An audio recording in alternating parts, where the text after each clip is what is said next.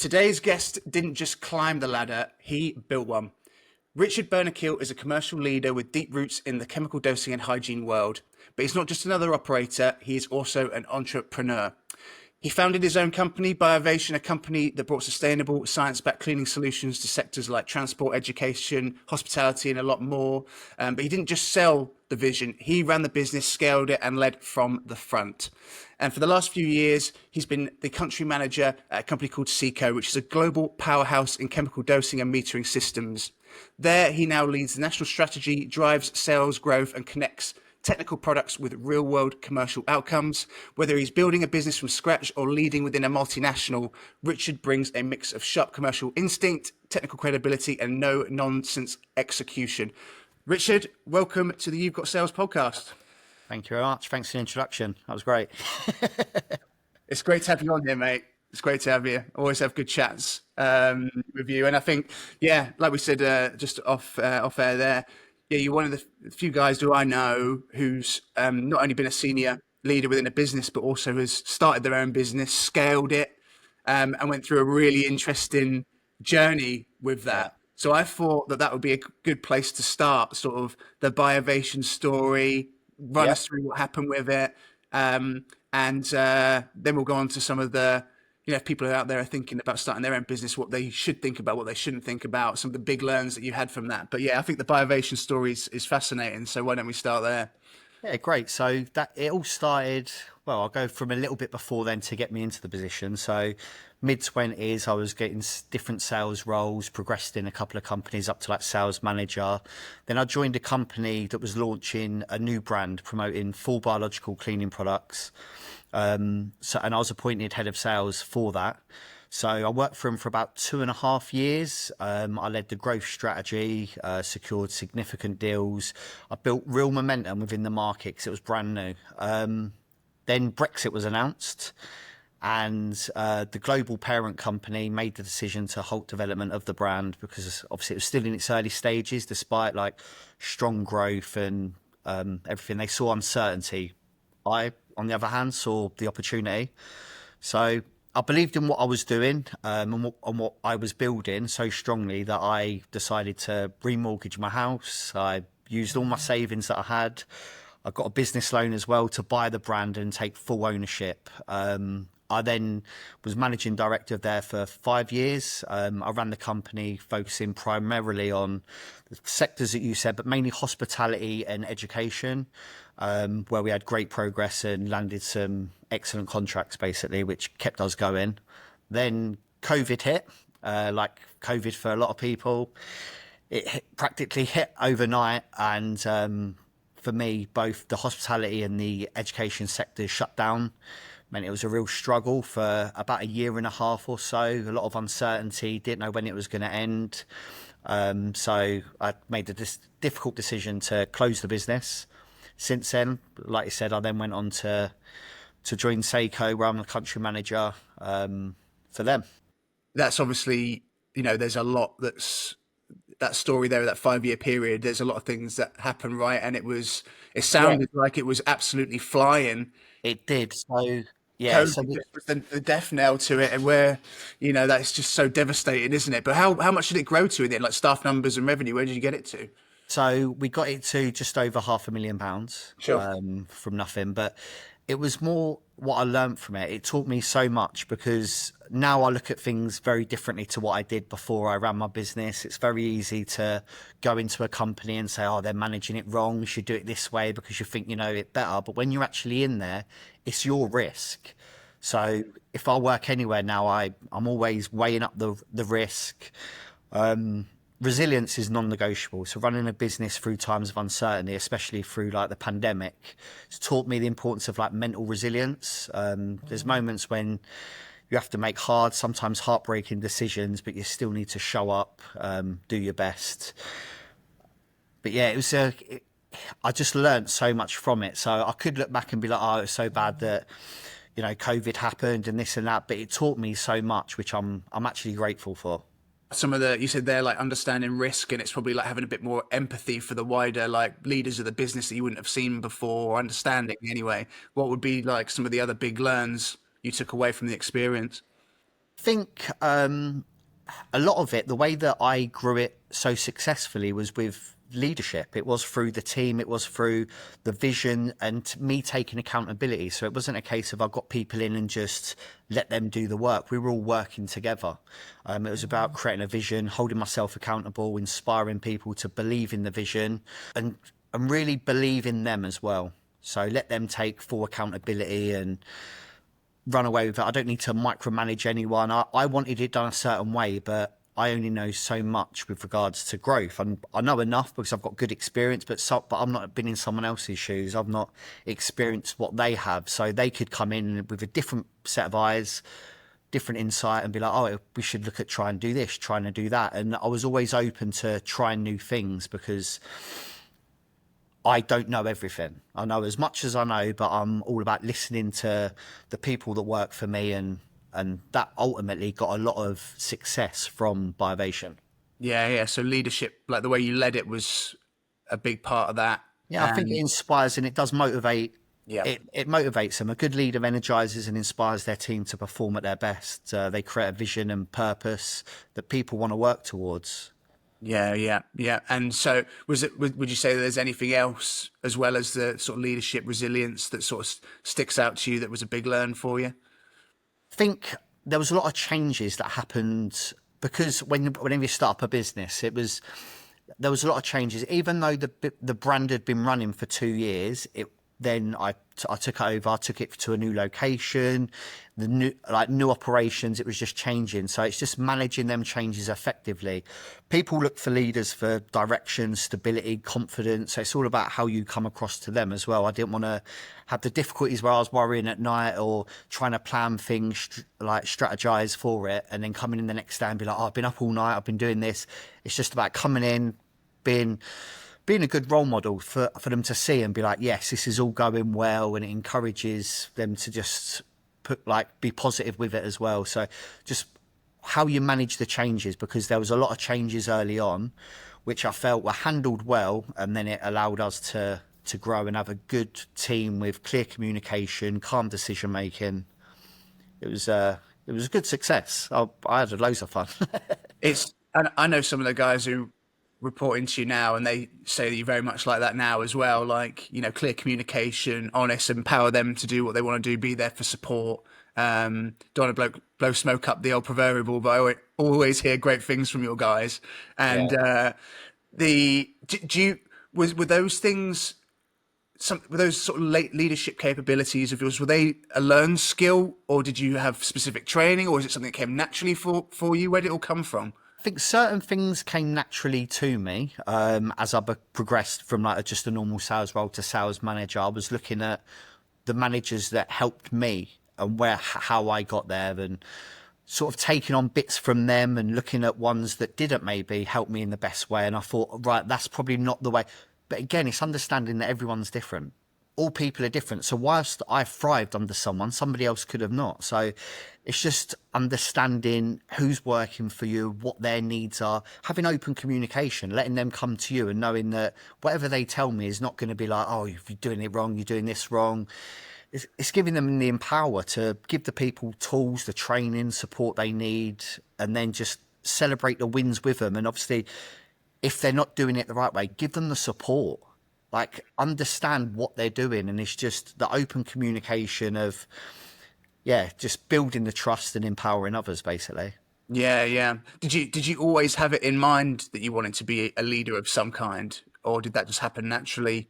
I've always been a leader, right from school days when I was in, I don't know, middle school, secondary school. I was captain of the football team. If we were ever if we would go on any sort of things, I would always like to be the main focus, the main person, I just like to feel important. And so I suppose I've always wanted to be a leader. And I do thrive under it. I do like to learn a lot about leadership and the way people are and their successes and how they've achieved it. It is all about learning.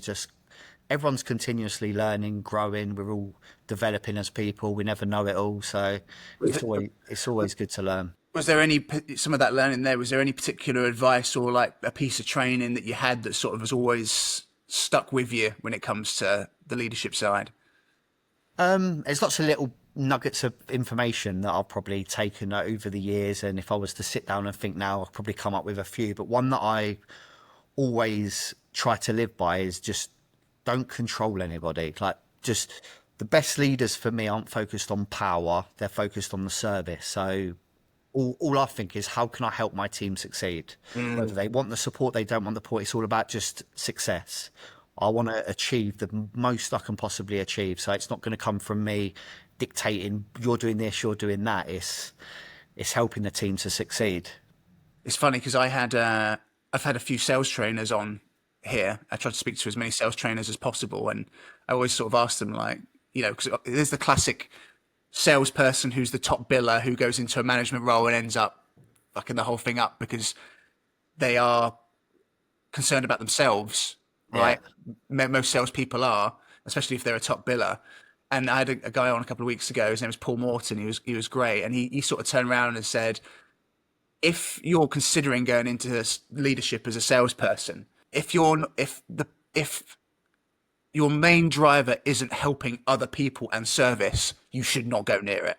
That should be the 100% main driver for you. Would you say that was? That sounds like it was the same. Yeah, yeah. But how many do that?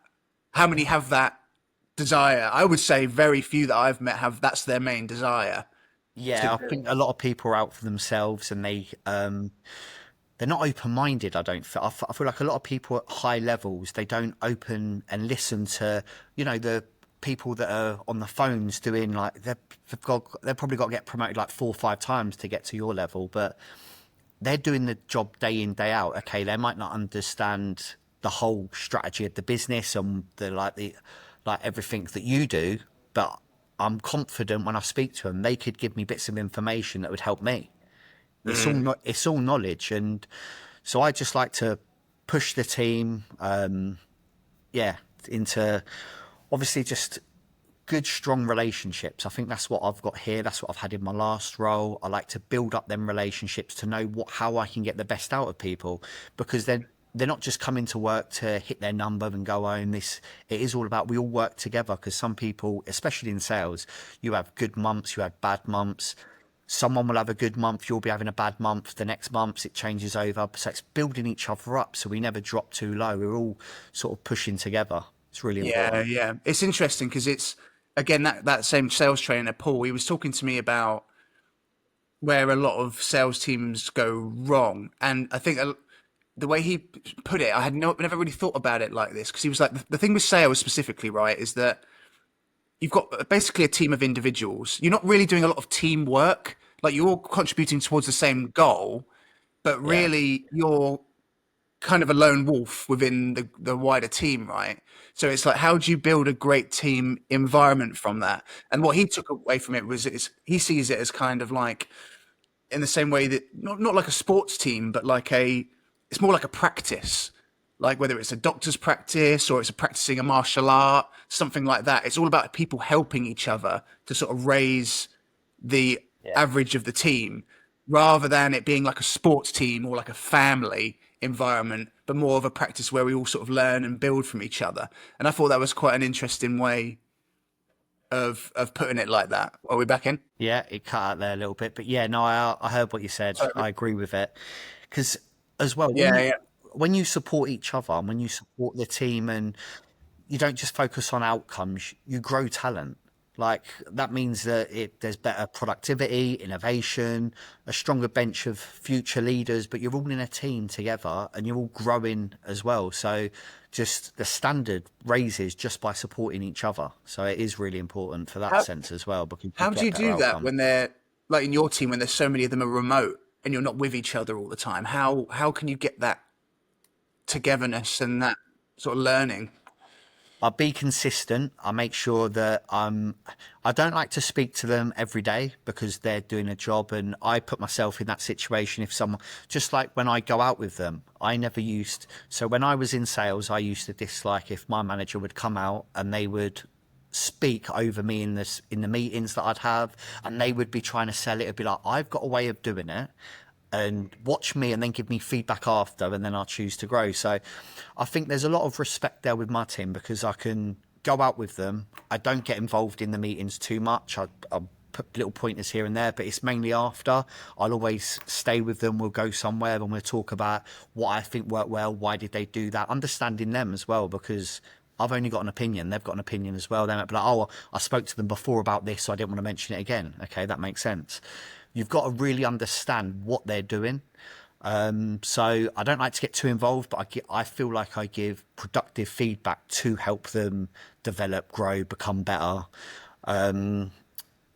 I have sales meetings. I get everyone to come in the head office here once a month. We go over not just the numbers. We don't just say, okay, we've hit this, we've hit that. It's like, okay, so what's worked well this month? What have we struggled with? And again, building each other up, because not every day is a great day. They know that my phone's on, available 10, 11 o'clock at night, 5 in the morning. If they need to call me and they've got something, they know I'm someone that they can reach out to. And it's no, I don't, I know I've hired good people that I know they'll work hard. So I don't need to micromanage them. I don't need to be on top of them. I've hired them for a reason and I want them to do what they're doing. Obviously things come up, things change. So I'm just very much involved with the team and how they are, how they're actually feeling, what's going well for them, what they may need support with. And yeah, I just listen. I think it's really important to listen. Being an emotionally intelligent leader, just know when to push, know when to listen, when to pause, be aware of your own emotions as well and how they affect others. So if you're stressed and you're worried about things, practice empathy, especially during change, conflict, uncertainty, when things happen. Yeah.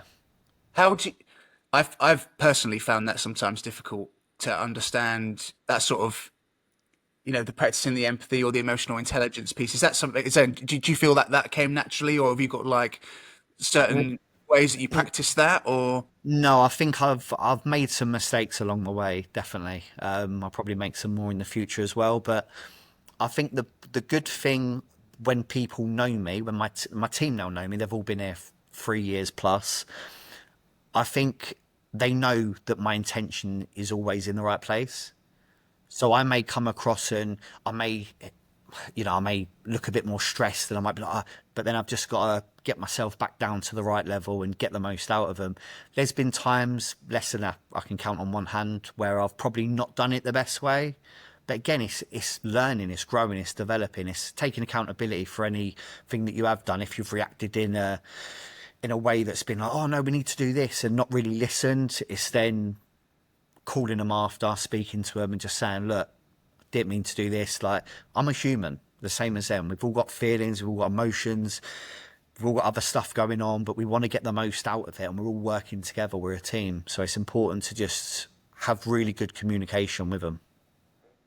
Yes, if the communication, if everyone was just good at that one thing, how much simpler would stuff be? Because so much of it is just, Easier said than done, yeah. yeah, easier said than done. Yeah, my missus would know all about that, and so so it's like you can just, it's it sounds like you've got a real approach of like you said it already, that it's it's like tailoring it to the person, understanding the person, Yeah, isn't it, and knowing how what they need, and being able to tailor your approach to those people and communicate with them efficiently, rather than a blanket fits all kind of, this yeah, is everything, how it's approached. And I think that's how most leaders approach it, right? Just kind of like a one size fits all yeah, approach to it. And I know today I posted on LinkedIn. I did I try and do polls all the time, like different polls, just see what's going on.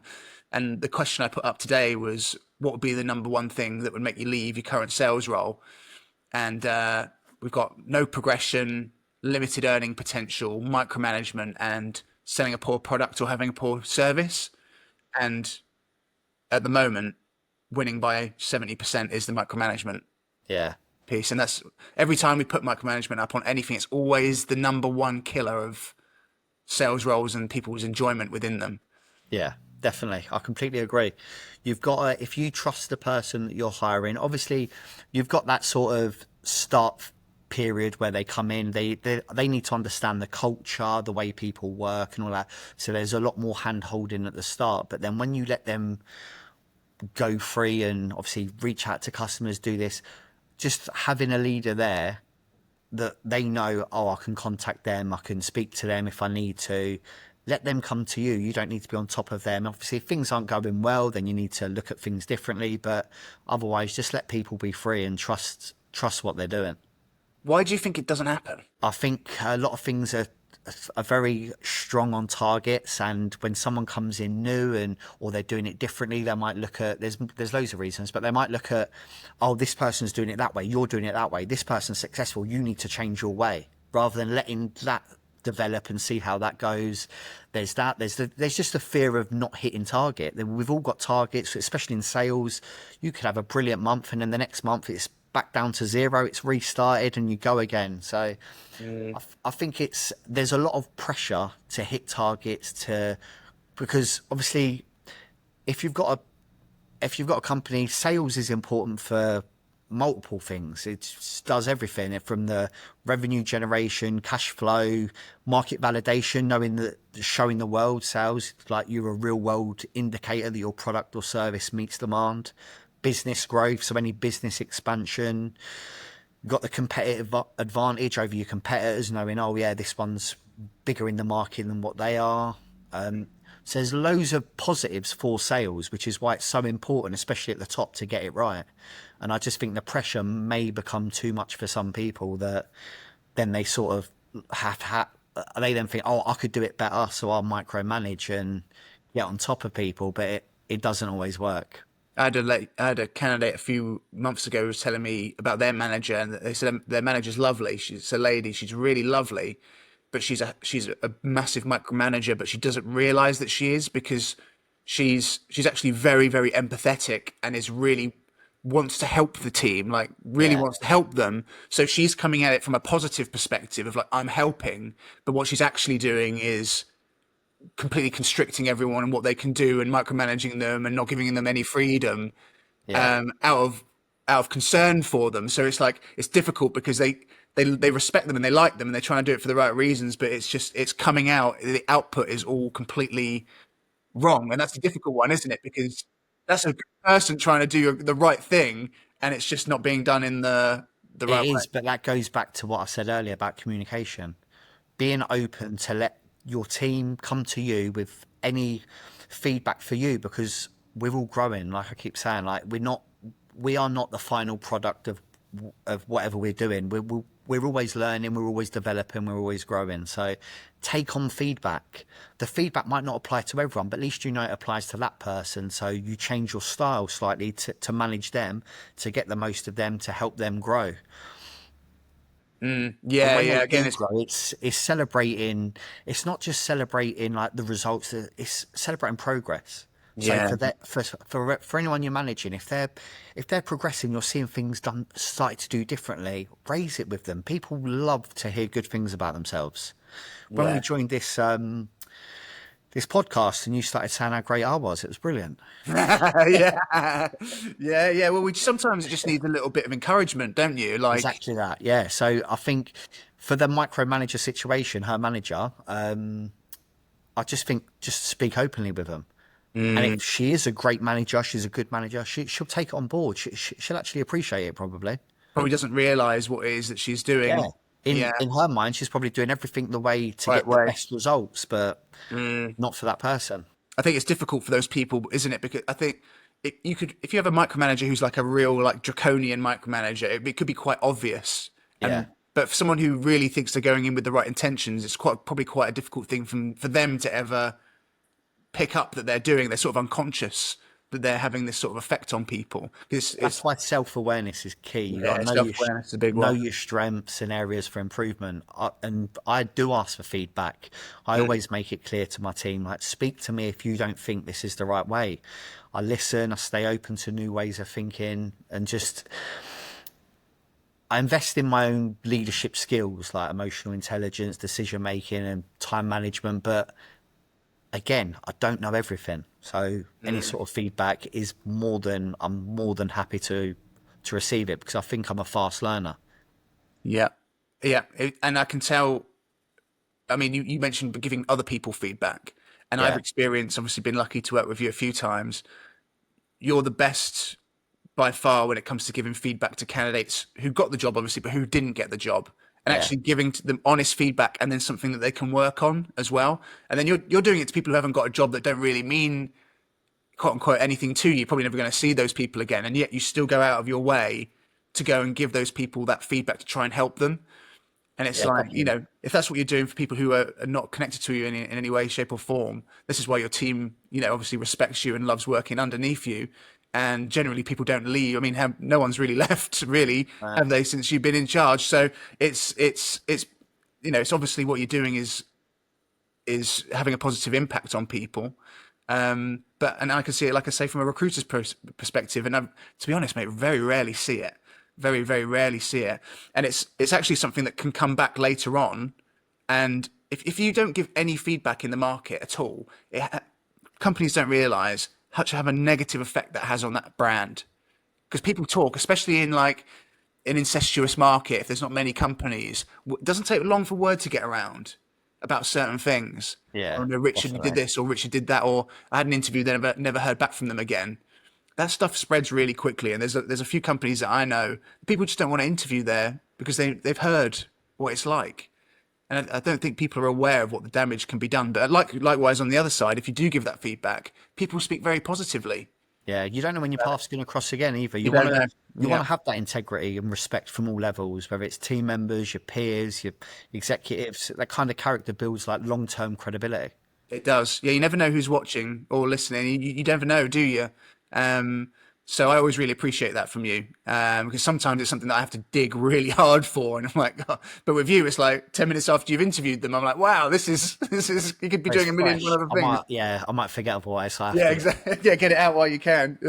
So with when it comes to like going back to what we said about Biovation and going through that period of time, if you were going to start your own business again now, what would be like some of the 3 or 4 things that you would probably do differently?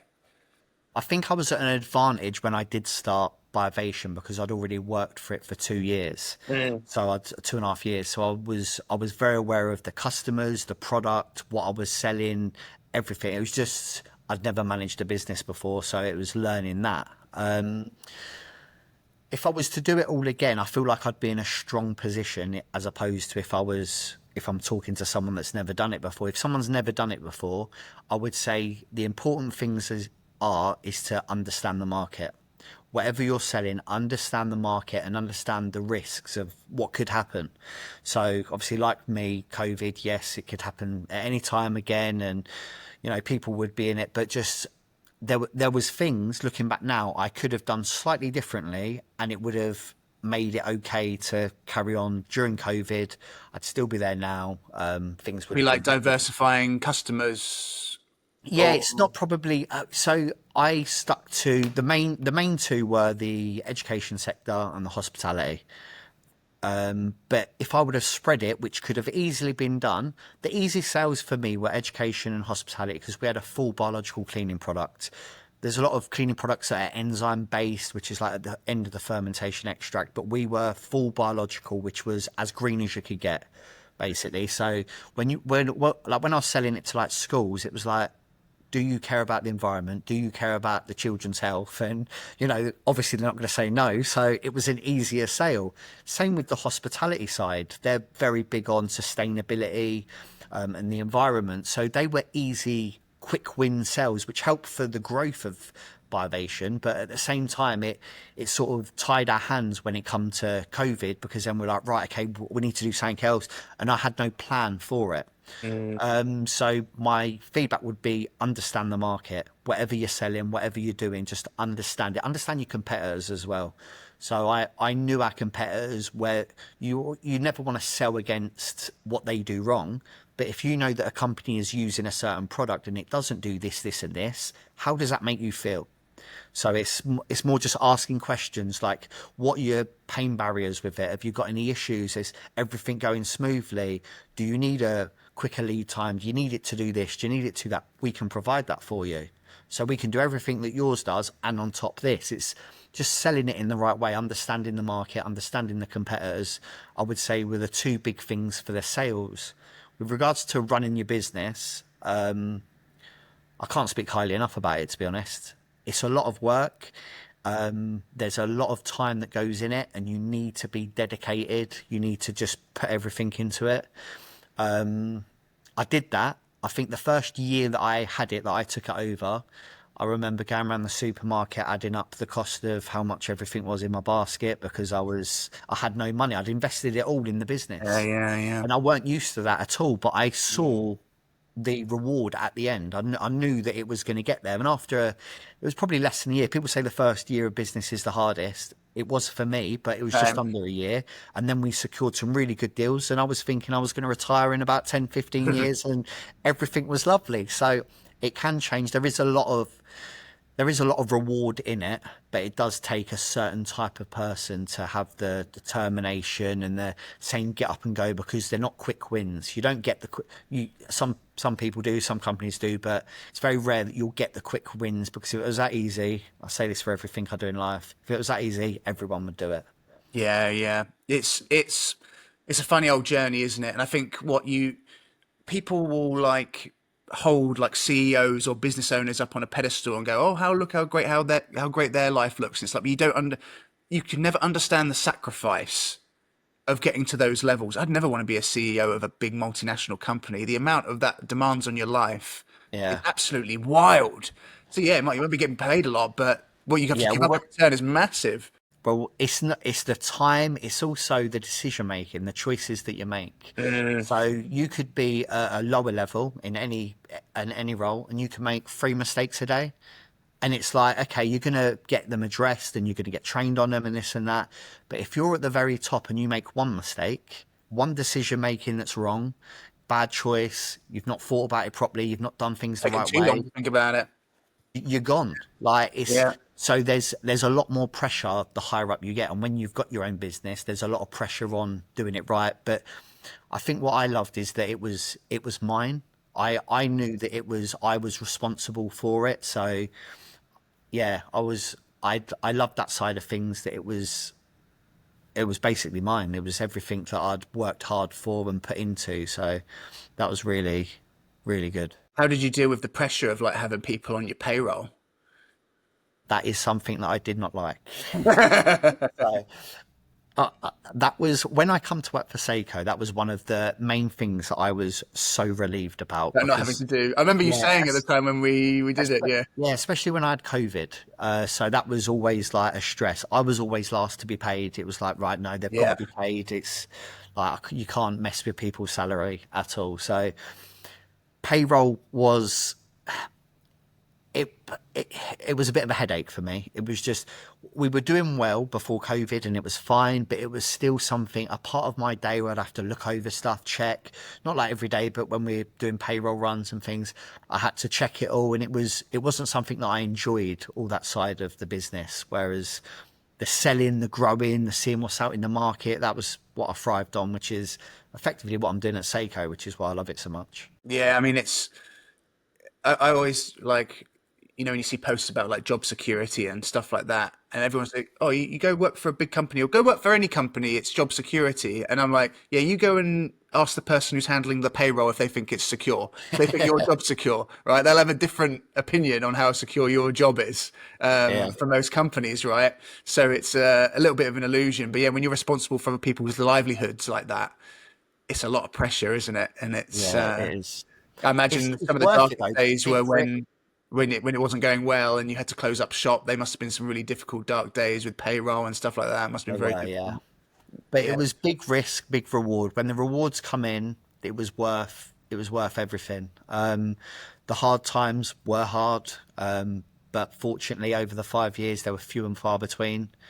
Little bit at the start, and then at the end. But during the middle of it, it was growing well, and it was a success. yeah, yeah. It was a great product, wasn't it? Yeah, It was. It's so frustrating, isn't it? 10 years earlier or 10 years later, 5 years later, 5 years earlier could be different yeah, story, isn't it? It's just this one crazy thing that's happening in our lifetime that you could never have accounted for, and you can't say, "I wish I'd diversed into these markets or those markets." You didn't know fucking COVID was going to come around the back and like yeah, wipe it out. It's just wild, isn't it? But it's a testament to your character that you want to keep on going and be back at the highest level. Because for a lot of people, that would completely completely cripple a lot of people, and it has done. And Yeah, yeah, I so, suppose. yeah, it's got to be rough. It's so rough. And I agree with you. That first year is the hardest bit. That was the same for me. That first year was, I don't think we got our first piece of business on for, because we started in COVID as well. We started 2020. Good idea. When there's no one getting jobs. So I don't think we didn't make a placement for the first 8 months. And I was just like, Jesus Christ. I was down to my last £500 and I was like 30 grand in debt. And I was like, oh my God, how are we going to get out of this? And then suddenly it just went, and then it did the J curve. It just went whoop after that. It's funny. It's like, it's always just nothing, nothing, nothing, nothing. And then boom on the back end. It was Yeah, wild.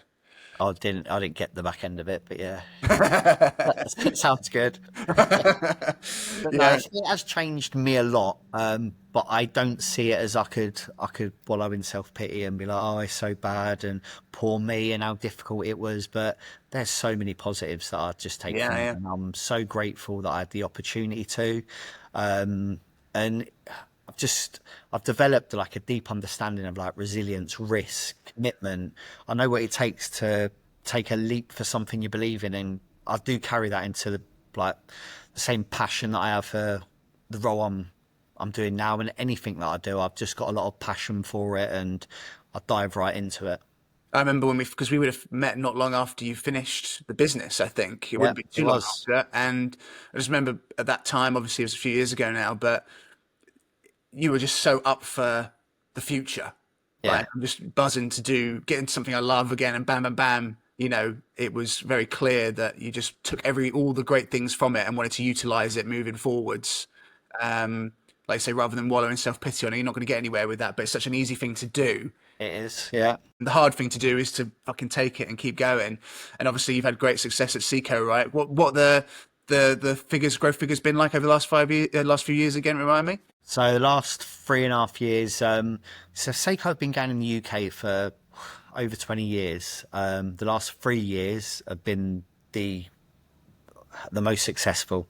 So their minimum is 17% growth annually on each of those years. And yeah, it's growing every single year, and we're on more than double nearly of what it was when I started the revenue. Yeah. So it has been a real success of what I've managed. But it's not just me, like I said, it's the team. We all work together. It is a really strong team, and yeah, Seiko are the global leaders in what they do worldwide, but they're not.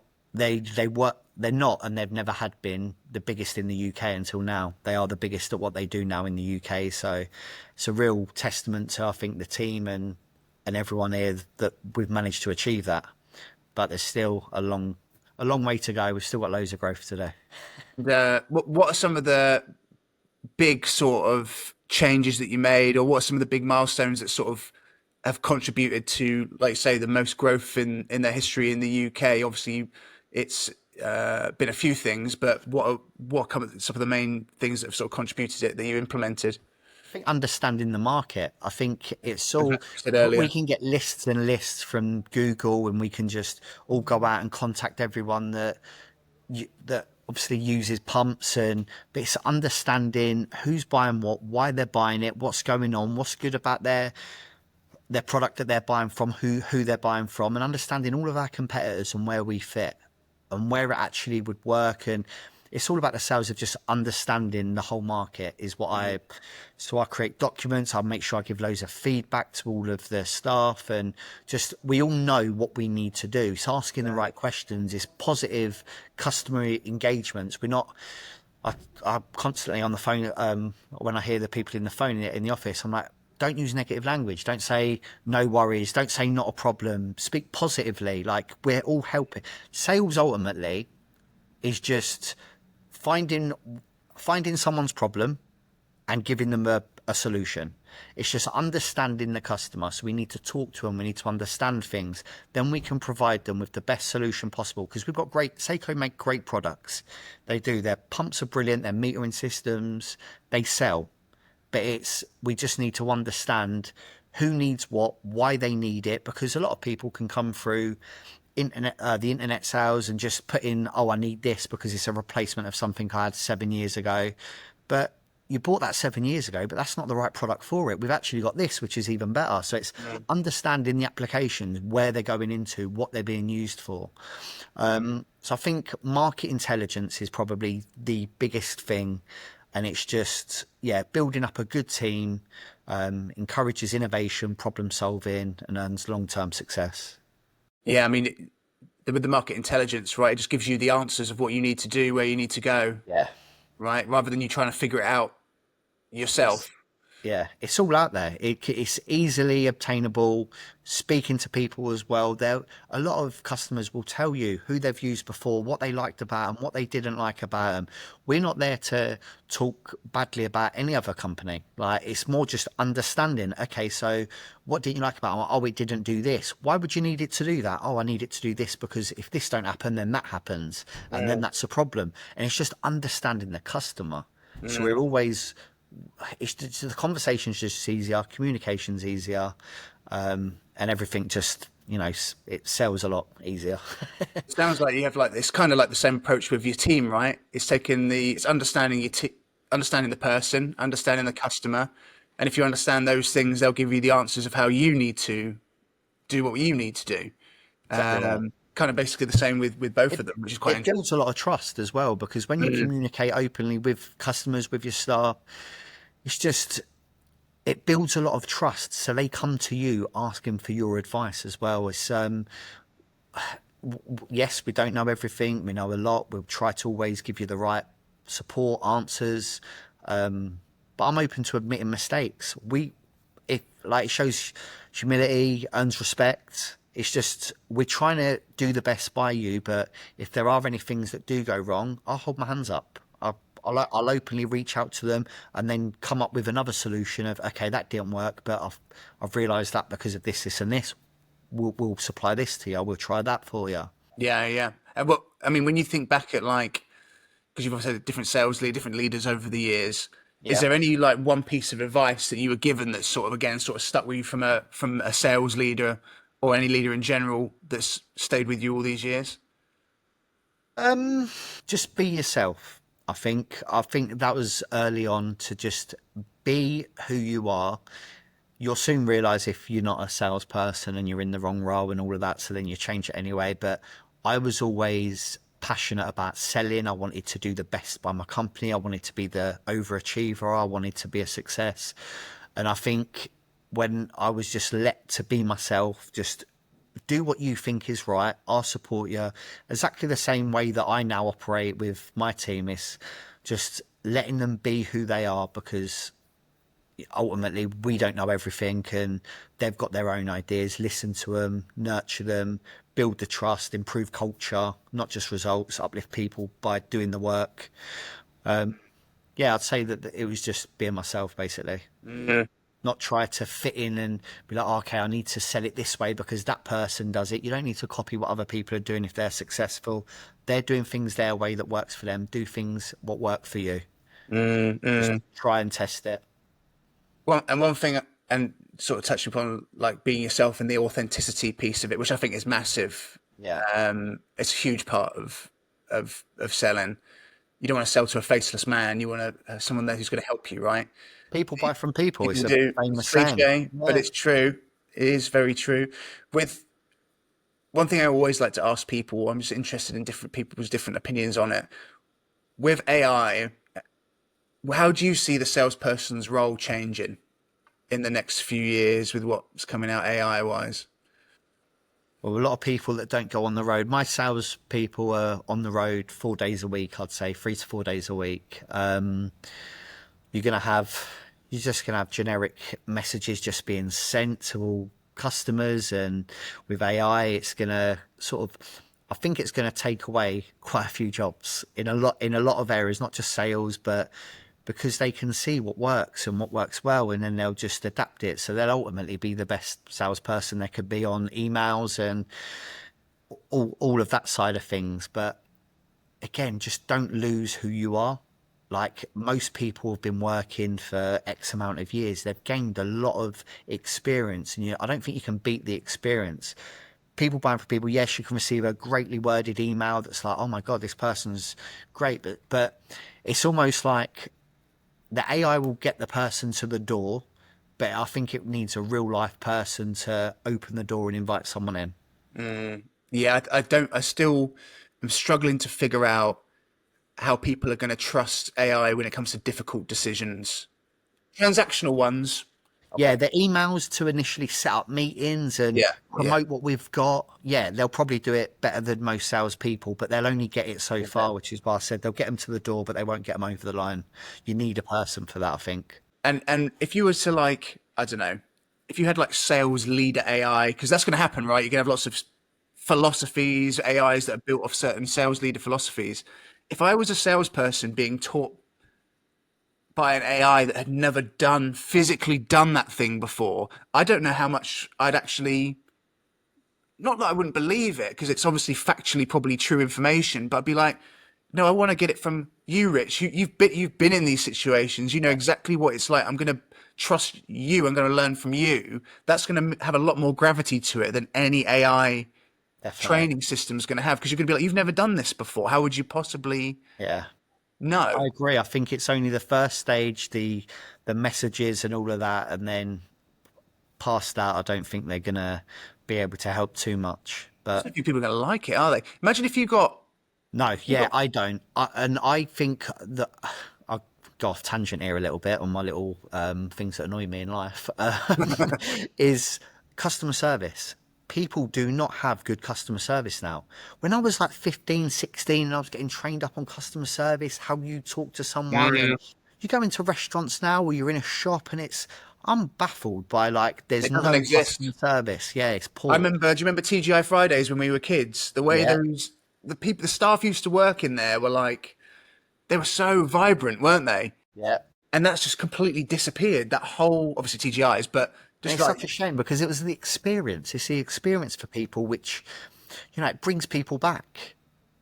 I remember if I have someone that I deal with that I like their energy, I like the way they come across, are good, like people skills, they're polite, respectful, and mm, good customer service. I will go back. But now mm, it's a transactional thing. People just come in, yeah, go, and and they're off.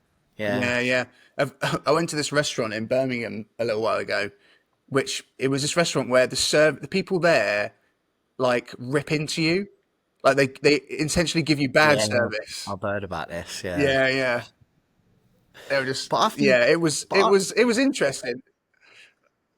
I'm not sure if I yeah, go I back though. think a lot of them are probably ending up like that anyway, just naturally. But I don't think it's ever the Yeah, like the retail staff or the server that's like the waitress. I don't think it's their fault. I just think it's they're not getting trained on it. People don't get trained on good yeah. customer service. So we're going into a world No, like that you with don't the hear about AI it. as well. There's going to be loads. Pardon? Mm.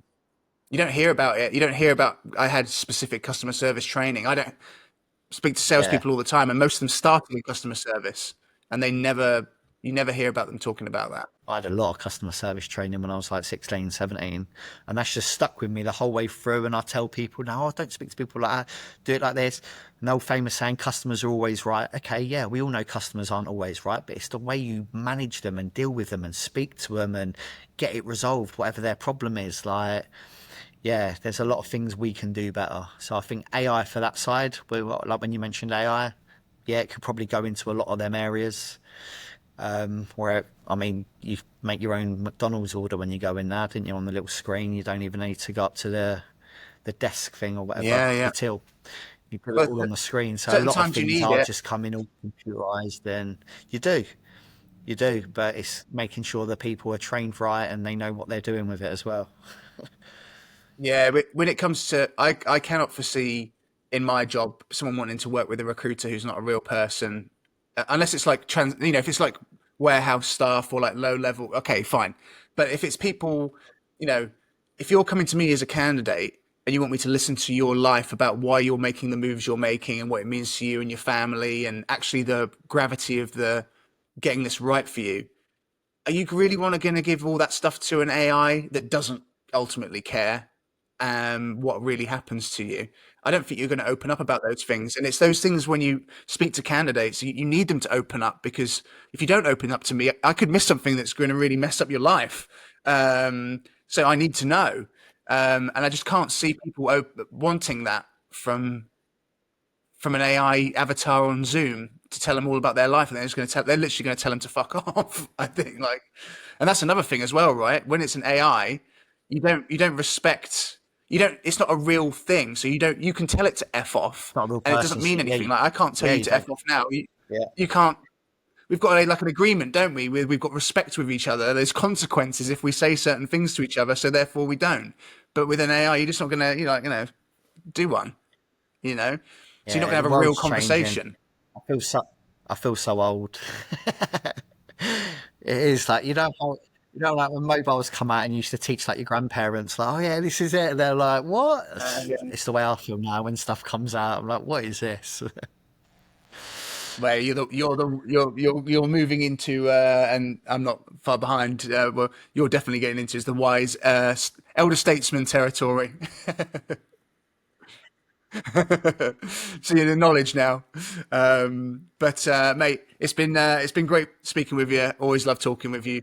Um, it's I think, yeah, you've got some really interesting experience that people can learn from, because you've done things that a lot of people haven't had a chance to do in their life, and then taken those things and applied them to leadership. And I really love your approach of, yeah, taking each person as their own person and listening to them, communicating to them clearly, and having that sort of emotional intelligence and empathy for them. And Yeah. like I say, I know the guys in your team, and they absolutely, they'll be the first ones to tell people that's exactly how you do things as well. You get people wanting to work for you and getting them motivated, and they feel supported, and Yeah. what else that's what you want from your leaders at the end of the day. And it should be a simple thing, but as we all know, it's not. It's quite a difficult thing to do. So yeah, I really appreciate you coming on, mate. I appreciate the invite. It was nice catching up, David. Nice one, mate. Cheers, Rich. All right. Thanks a lot. All the best.